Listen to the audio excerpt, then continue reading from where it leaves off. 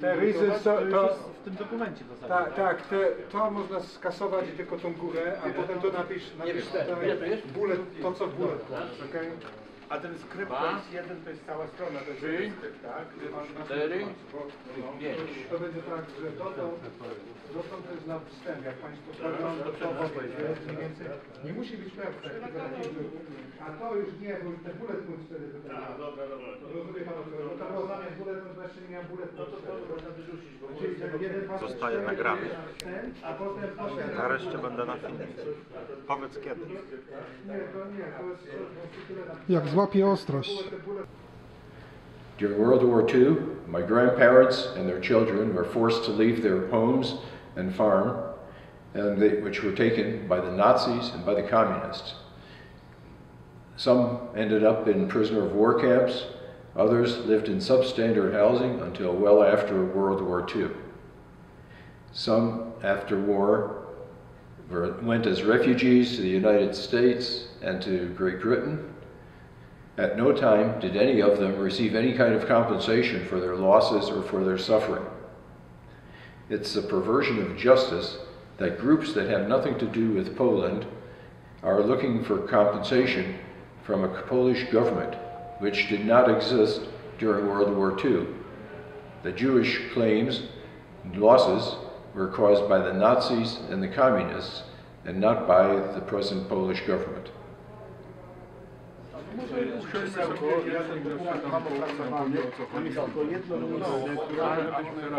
Ten prawny, przez prawnika sprawdzono od A do Z. Tam jest tylko jedna. A Wojtek czytał już? No to pokazać, że to jest podobne bardzo do Marii. Ja mogę czekać. No dobra.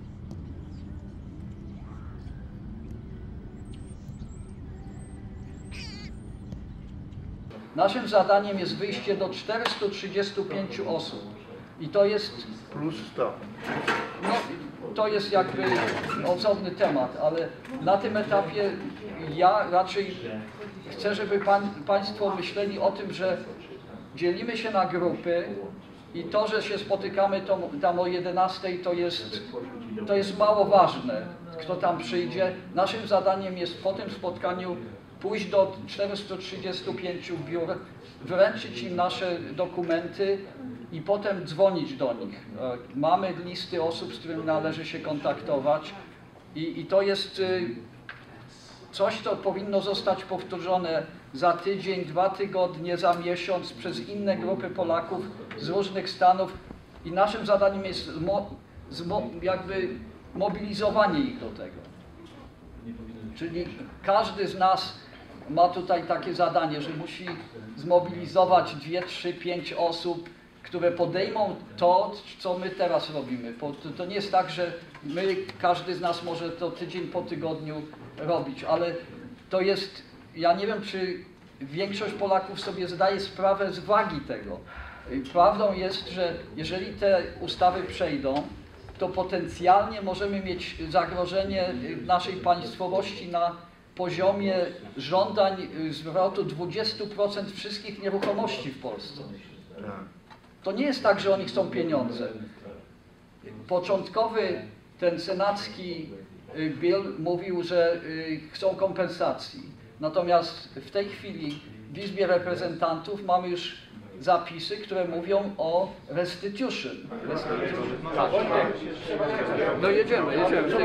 Brać tak jak jest, na miejscu. Ja wiem. Trzeba brać tak jak jest na miejscu. Bo to tak się nie da. No ja mam o 11 spotkanie, to byśmy... Musimy jechać. Trzeba super. No, więc ja naparkowałem.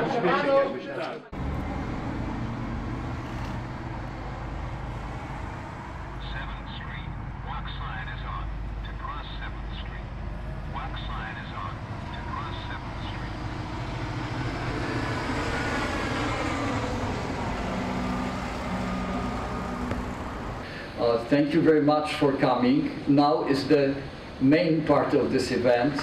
We are going to as many offices as we can, and we need to deliver our message, and we have to be back. So I would like to get commitment from all of you that this is not the end of this program that we have here. We have to come back in a month maybe, depending on the developments with respect to those bills here, but the earlier we come in force, the better. And each of us, each of you needs to create a movement around you, and this is the most important part. This is not about structure that will create a committee and presidents. We need to have a grassroots movement in many cities. Without it, we cannot really win this fight, and this is important that all of us understand that. Thank you very much.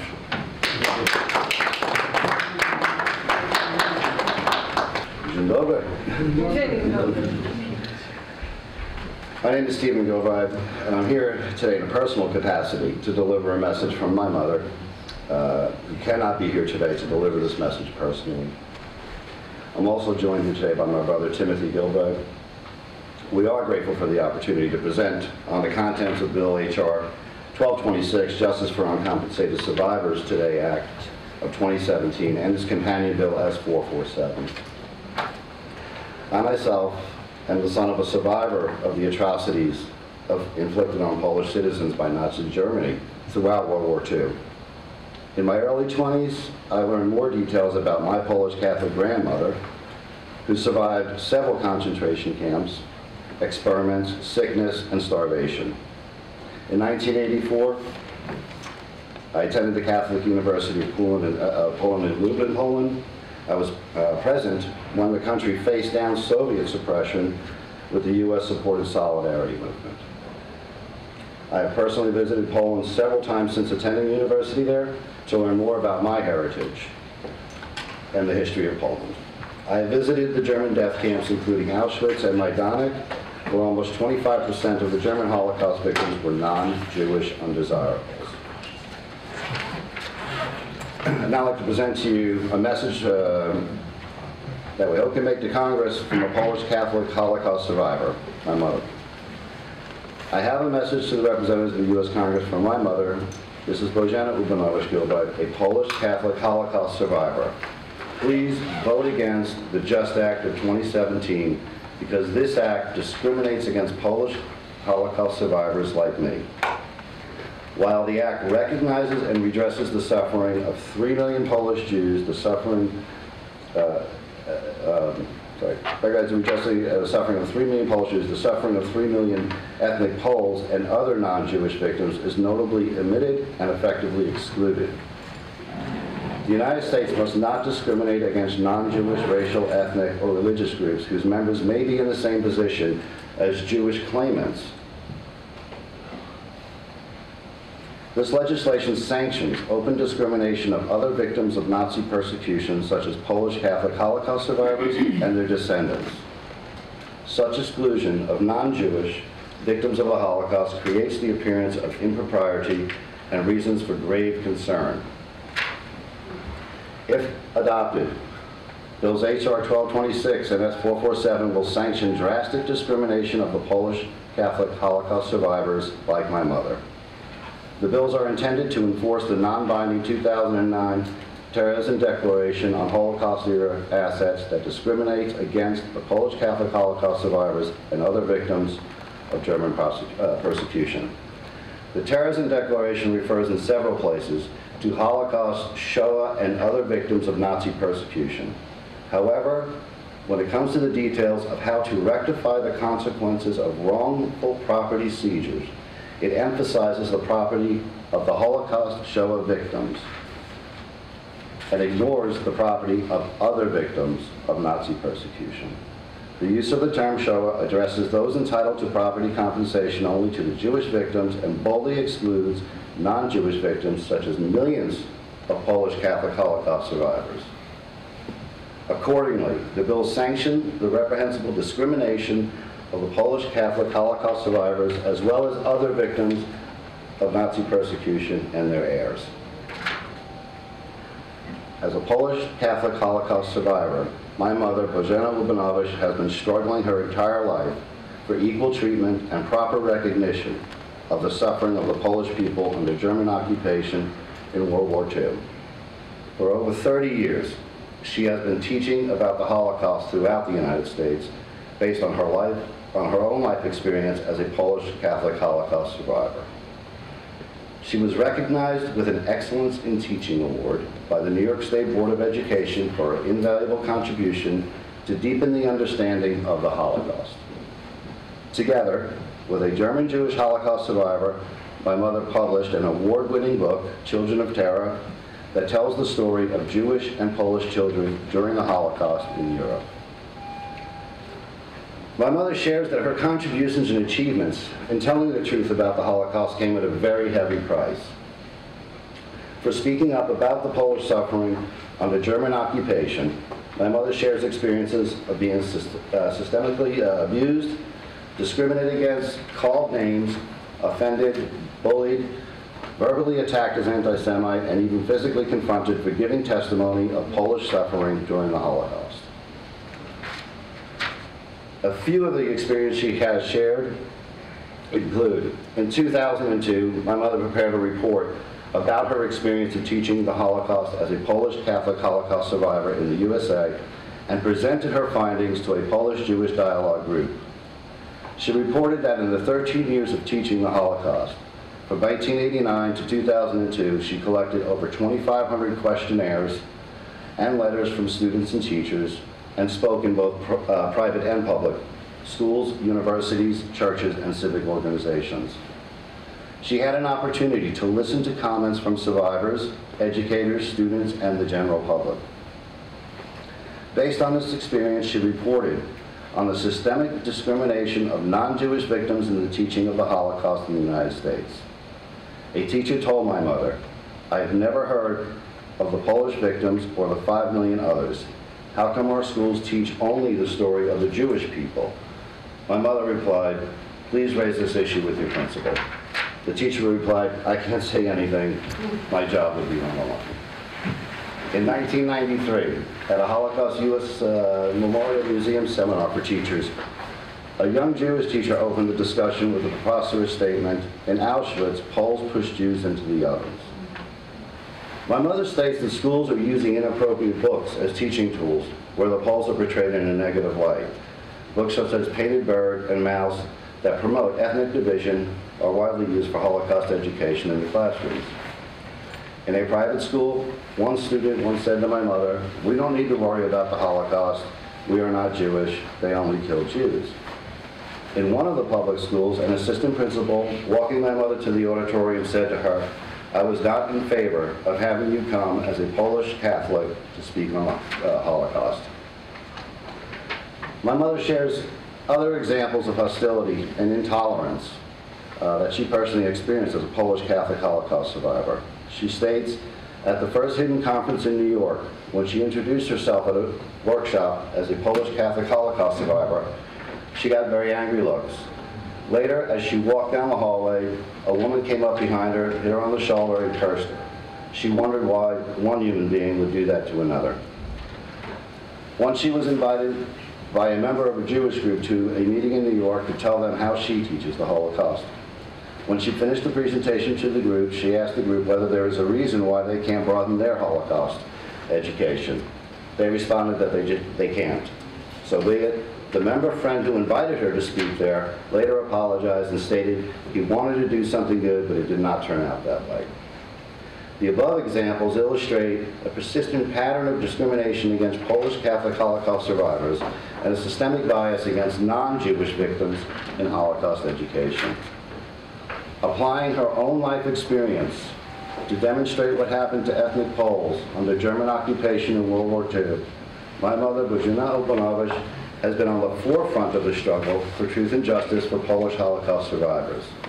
She reminds us that the U.S. Holocaust Memorial Museum in Washington officially recognizes 11 million victims of the Holocaust, 6 million Jewish, and 5 million non-Jewish victims, often referred to as others. My mother states, that is who we are, others, the non-Jewish victims of the Holocaust. Students come to the Holocaust Museum in Washington from all over the world, she continues. I myself interviewed parents and students who walk out of the Holocaust Museum in Washington and ask them, what did you learn? They rarely mention that they learned anything about the Gypsies, the Poles, Jehovah's Witnesses, gay people, or the handicapped. They tell me that they only learned what happened about the Jewish suffering in the Holocaust. My mother, Bożena Urbanović, states, we, the Polish victims of Nazi Germany, are not given the proper recognition in the teaching and recognition of the Holocaust. Today, we are merely the other victims. We have no face, no name, we are nobody. That is how the Polish Catholic Holocaust survivors are treated. Is this the way we should be treating each other? My mother emphasizes that such practices must stop. The Holocaust messaging must be deepened and broadened. I want the survivors who leave the Holocaust Museum, which is 49% federally funded, to be able to tell me what the Germans did to the non-Jewish Poles, to the Gypsies, and to other undesirables. Millions of Polish victims must not be treated as anonymous others of the Holocaust. My mother, Bożena Urbanović, believes we cannot expect the next generation to live in peace if we are promoting one side while diminishing the other side of this important story. If we keep distorting history in such a cruel and hateful way, we will not have peace on earth, and the slogan, never again, will mean nothing eventually. My mother's experiences lead her to conclude that the systemic marginalization of Polish victims of the Holocaust, relentless exclusionary practices and policies, coupled with disregard towards ethnic Poles, represents a persistent pattern of discrimination of the Polish victims of World War II. The rapidly spreading anti-Politism based on drastic distortion of history and inflammatory rhetoric results in the stigmatization of the Polish ethnic group. The long-lasting grievances of the Polish-American community for the disregard of Polish victims and their descendants subjected to German and Soviet genocide have been transformed into a pattern of systemic abuse of the entire Polish ethnic group, exacerbating tensions in ethnic relations in the American society. My mother concludes, the glaring discrimination of the Polish Catholic Holocaust survivors referenced in bills, H.R. 1226 and S. 447, represents a deepening of ethnic discrimination of Polish Americans. We call on U.S. Congress to immediately withdraw this shameful and inequitable legislation, assure proper respect for Polish victims of Nazi Germany, in particular Polish Catholic Holocaust survivors like my mother, Bożena Urbanović, and fundamentally support Holocaust representation that is a balanced presentation of history, promotes friendship and peace, and discourages discrimination, ethnic bias, and the manipulation of history. Thank you for your time, and that concludes my remarks.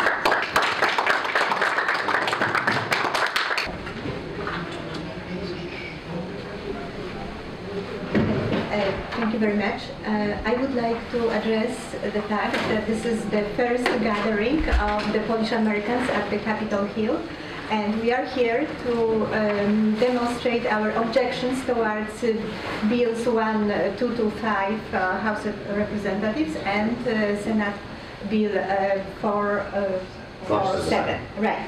But I would like to address this problem because those bills deal with the Holocaust era problems.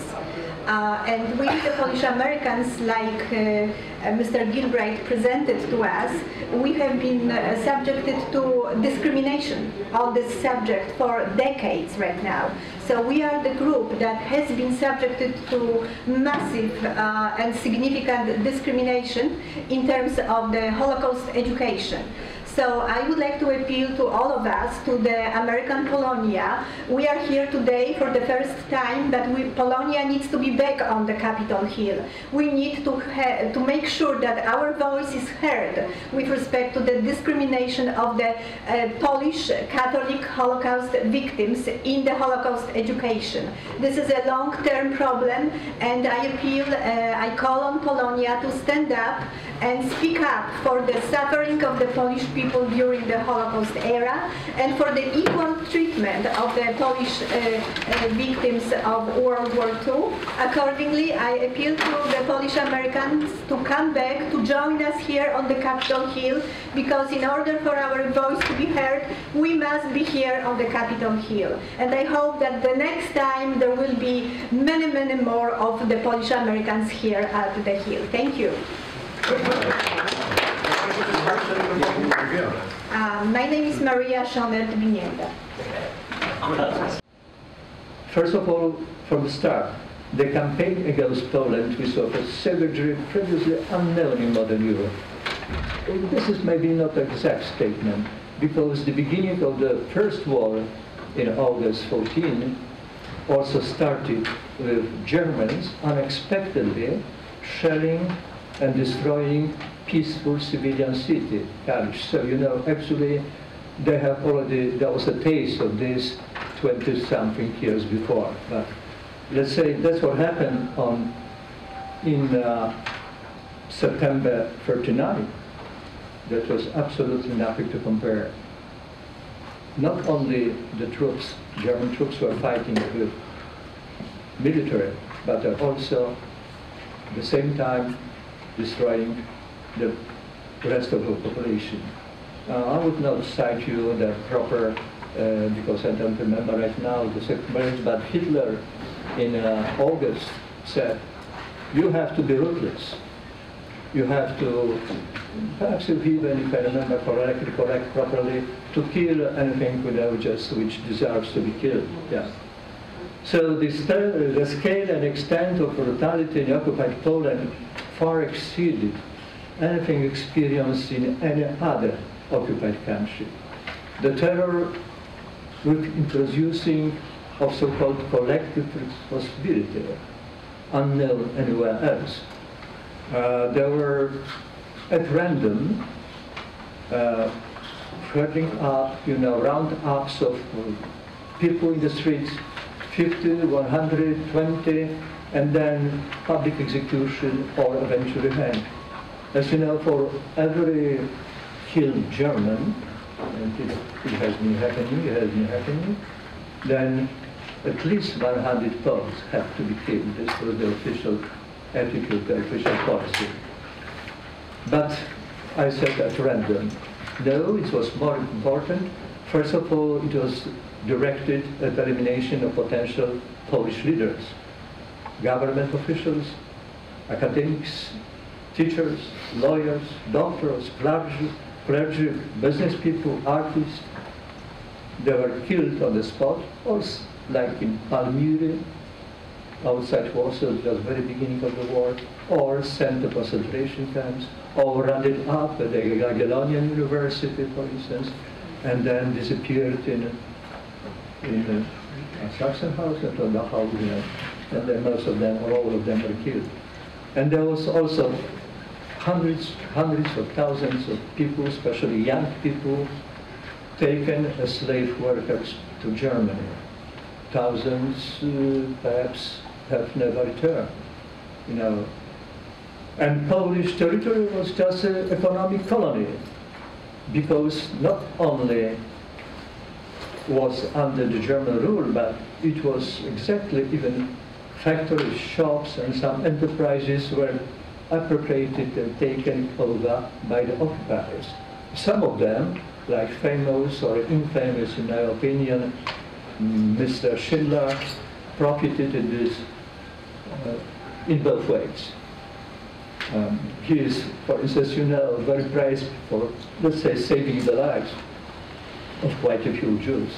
But they did this at paying very high price. There were only those that survived who were able to pay very, very huge money. So what I'm meaning, people like him were taking benefit of the war both ways. Factory, working factory, slave labor of those people, and then big extra pay by them, extra eventually. My name is Marek Konopnicki. I am from Northern California, and I just want to share with you a few tidbits from a meeting in my congressional district. So it went rather well. One comment that that my senior staffer made was, thank you for bringing it to our attention. I was not aware of it. So this is, as you know, the bill has only a handful of sponsors, and perhaps, maybe on purpose, it's not that widely disseminated and discussed. So he mentioned so he said, thank you, and you guys should try to, say, raise awareness. And I said, well, that's why we are here. So that was one. Other than that, there was essentially no. It was an engaging conversation, and they, asked, obviously. Another point that he made was, let me know when you know from your sources that something is happening about the bill that is gonna be, discussed in front of committee or whatever. And I said, and likewise, I hope that you will tell me when you know. So basically, let's try to establish some engagement with our representatives so that we are on the same wavelength. Obviously, I didn't have any enthusiastic or negative discussion. I wasn't thrown out. I think basically I expected, it went as I expected. The guy said, thank you, I was not aware of it. You guys have done a good job in, putting it together. Another thing that I owe him, I know that we have it somewhere, but I was asked, and by the way, how many Polish American are there in our district? So, and I know that we have that information somewhere, because except that I didn't have it on me, but it might come up and it's useful. Then I also, since I know that there are no millions of us in Northern California, I said, well, but we are, but there are nearly 10 millions of us in the States, and in the districts when we are not that much represented, does it mean that when we get excited about something that we will not participate in getting in districts where we are not heavily represented, if it will, if it would serve our cause? So anyway, so here is the brief report from the battlefield. So charge.